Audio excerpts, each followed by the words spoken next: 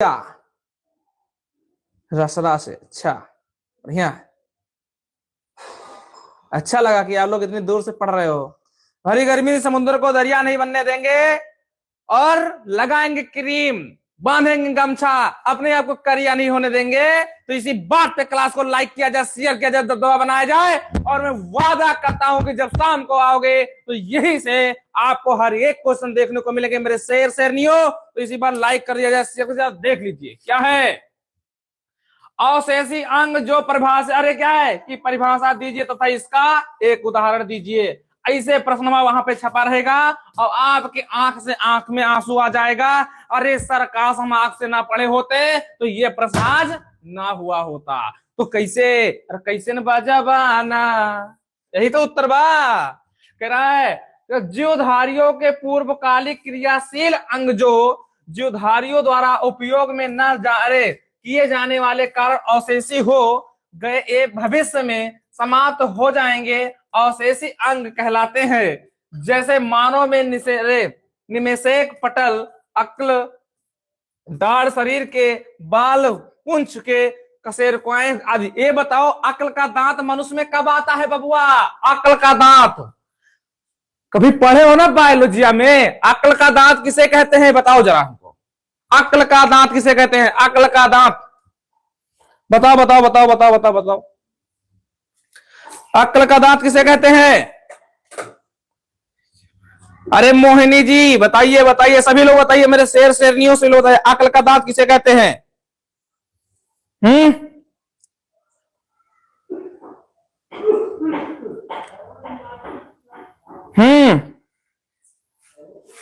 नहीं बताओगे?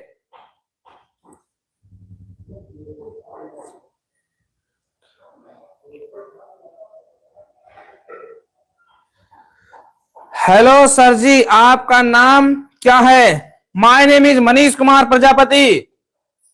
और बताओ भैया कैसन बा? चलो चलो चलो चलो।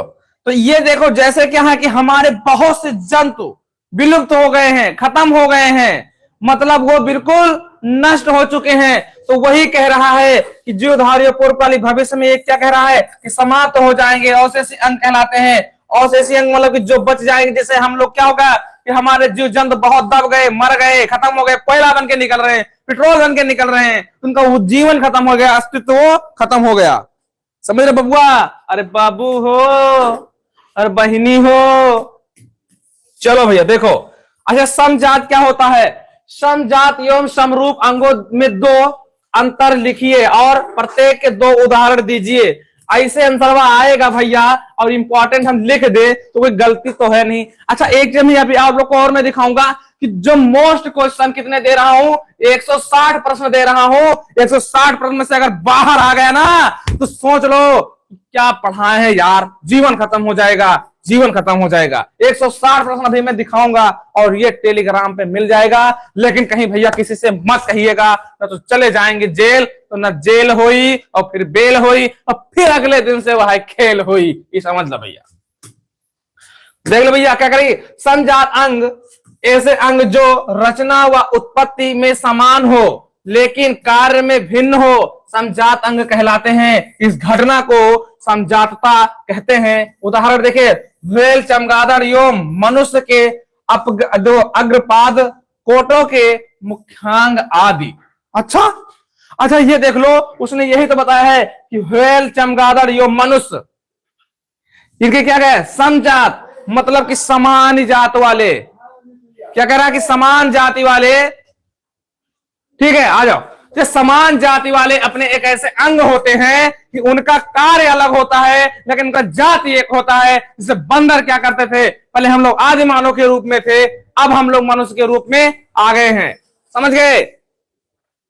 बताओ ये सर एमसीक्यू एमसीक्यू, अरे एमसीक्यू एमसीक्यू ले, एमसीक्यू आने लगा। एमसीक्यू की टेंशन मत लो, 5-10 मिनट रुक जाओ, एमसीक्यू आ रहा है। एमसीक्यू कैसे बता रहे हैं? कितने क्वेश्चन एमसीक्यू के आएंगे? 4 से 5 क्वेश्चन एमसीक्यू के आएंगे। 4 से 5 क्वेश्चन आपके यही से बनेंगे। अरे यही से बनेंगे मेरे शेर शेरनियों, यही से बनेंगे। ये कहीं लंदन से, विदेश से, झारखंड से, उत्तर प्रदेश, बिहार, मांग लिया, क्या होता है? कहां से आएंगे बताओ? जब सब्जेक्टिव क्लियर तो ऑब्जेक्टिव भी क्लियर। सर मेरा नाम ले लो। रुको।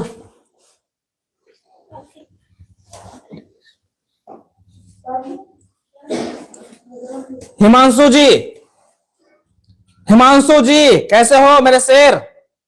नमस्ते नमस्ते। आगे तो मेरा नाम है, ले लो प्लीज सर।